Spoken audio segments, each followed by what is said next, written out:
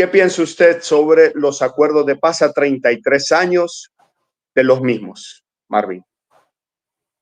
Había un objetivo en ese momento y era que la guerra se detuviera. Al detenerse la guerra, por ejemplo, te lo hablo desde la juventud de ese momento, cesaba el reclutamiento militar obligatorio. Debes de saber, Mario, que es mi generación la que hizo la guerra. Es decir, mi generación fue la que puso los soldados, la que puso los guerrilleros y la que puso los muertos. O sea, mi generación, cuando se terminó la guerra en 1992, yo estaba muy joven, lo primero que pensamos, fíjate, vaya, ya no nos van a reclutar. Y había un refrán, y no nos va a reclutar ni la guerrilla ni el ejército, pues, porque ambos reclutaban jóvenes, ¿no? Y habían marchas que hacía la gente, porque el reclutamiento era injusto, como siempre, ¿va? Reclutaban a la gente pobre, a la gente de los cantones. Muy poco se metían en las ciudades a querer reclutar gente, porque eso podía generar protestas, ¿verdad? En las ciudades. Y había en las marchas, fíjate que se hacían una consigna que se gritaba, precisamente por el tema de lo injusto que era el reclutamiento militar obligatorio, que así se le llamaba, porque en la Constitución está que es obligación servir en el ejército cuando te lo mande así el gobierno, ¿no? Entonces la consigna era: y a los hijos de los ricos, ¿por qué no los reclutan? Porque son hijos de puta. Entonces yo podría decirte que como joven, que en ese momento yo estaba habilitado para ir al ejército de manera obligatoria, si así hubiera sucedido, el que se terminara la guerra en 1992 nos salvó a varios de ir a la guerra, de ser reclutados por el ejército y de ser reclutados por la guerrilla. Y eso, si tú hablas con cualquier joven, no se quiere morir, porque va empezando a vivir. Entonces, de alguna manera hay esperanza, y mientras hay esperanza, pues hay vida, ¿no? Entonces yo podría decirte que dentro de la juventud se respiró una gran tranquilidad, porque ya por lo menos no nos iban a reclutar, y eso ya era un gran avance, pues. La vida en la guerra era dura, o sea, la gente moría, pues. Lo mirabas en el montón de muertos que habían en los cementerios o entierros que habían, ¿verdad?, en los cementerios de todo el país. Y yo podría decirte que eso animó a mi generación digamos, a buscar trabajo, a pensar que el país iba a cambiar.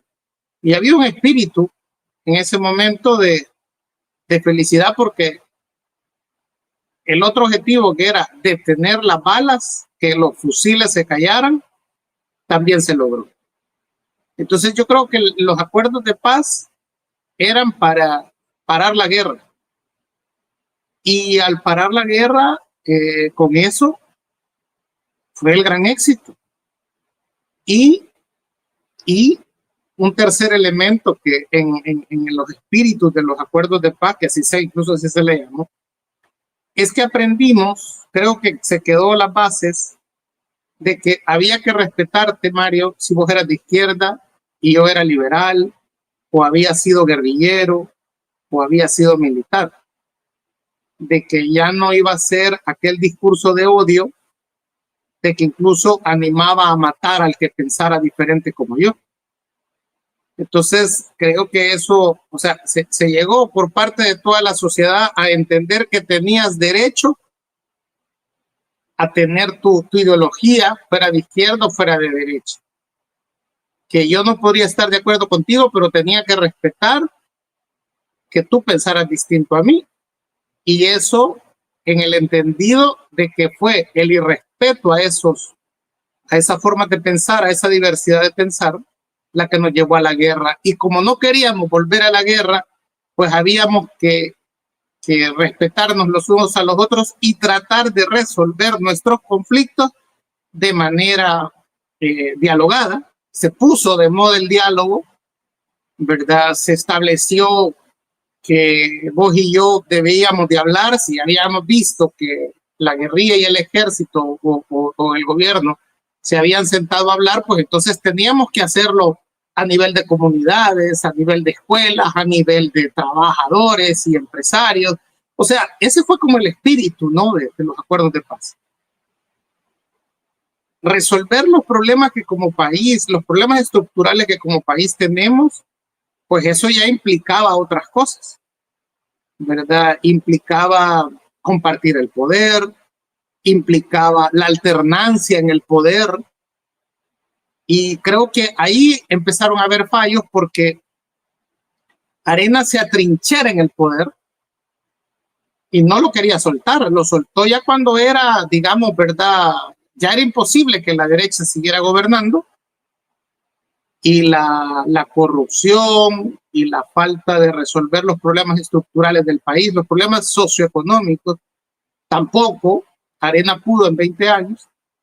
Y digamos que cuando pasa la transición de Arena al FMLN, es que va a terminar, si tú quieres, ese momento de los acuerdos de paz. Entonces los acuerdos de paz duran, por si querés más o menos un tiempo, 20 años, ¿no? Los 20 años de Arena en el poder es lo que dura ese espíritu de los acuerdos de paz. A partir de la llegada de la izquierda al poder, que es la alternancia, se va a entender como los post-acuerdos de paz, ¿no? Entonces, el FMLN tenía la obligación moral de que los cambios que no había hecho Arena en lo socioeconómico los impulsara el FMLN.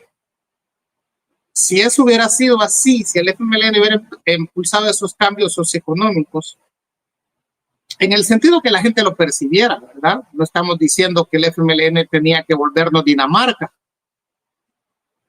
pero en el sentido que la gente viera que había habido un cambio socioeconómico de lo que Arena había dejado o había construido a lo que el FMLN estaba comenzando a construir, quizás no estaríamos en el momento actual, Mari, que si me lo preguntas 33 años después, hay un gran retroceso en lo que fueron los acuerdos de paz. Por ejemplo, el darle tanto protagonismo al ejército, que fue una de las cosas que los acuerdos de paz trataron de limitar a 2 acciones al ejército, por el mismo problema que ellos habían tenido el protagonismo de la sociedad, y muchas veces ellos resolvían de manera con la mentalidad militar problemas que son sociales, problemas ecológicos, problemas culturales, problemas educativos, los quieren resolver con la mentalidad militar, y no es así, que era a lo que se le llama la militarización de la sociedad. Entonces, también otro elemento que se ha perdido hoy es el respeto a que vos puedas pensar distinto. Y si bien hoy no hay escuadrones de la muerte que van a sacarte en la noche, sí hay sicarios digitales, hay escuadrones de generadores de contenido que te matan digitalmente, socialmente, te atacan, te tratan de anular cuando vos pensás distinto. Entonces, la única manera en que podés contrarrestar esto es también siendo agresivo, siendo violento, porque le empezás a decir a alguien, bueno, y pues, solo vos tenés derecho a opinar, porque yo no puedo opinar. Y entonces se elevan los tonos de voz. El caso, por ejemplo, de la cadena de antier del presidente Bukele, donde dice, la gente criticó al Bitcoin. Y hoy los mismos que criticaban al Bitcoin nos están diciendo qué tenemos que hacer con las ganancias del Bitcoin. Entonces, conclusión, si no vas a apoyar el Bitcoin, no tenés derecho a hablar y no tenés derecho a decir nada. Entonces, en ese sentido, la cosa es cállate, ¿verdad? Cállate, no opines. Cuando no es así, porque ese dinero ha sido sacado de las arcas públicas, entonces es dinero de todos, entonces todos podemos opinar. Entonces el presidente no puede decir que solo porque yo estaba en contra de que se pusiera el Bitcoin como moneda de curso legal, ya no tengo derecho a opinar nada, a quedarme callado. Lo que él pretende hacer con ese razonamiento es anular cualquier comentario. Eso no es el espíritu de los acuerdos de paz, donde un funcionario público está sujeto a que digamos, lo audites, le preguntes, le hagas, ¿no? Digamos, todas las auditorías posibles.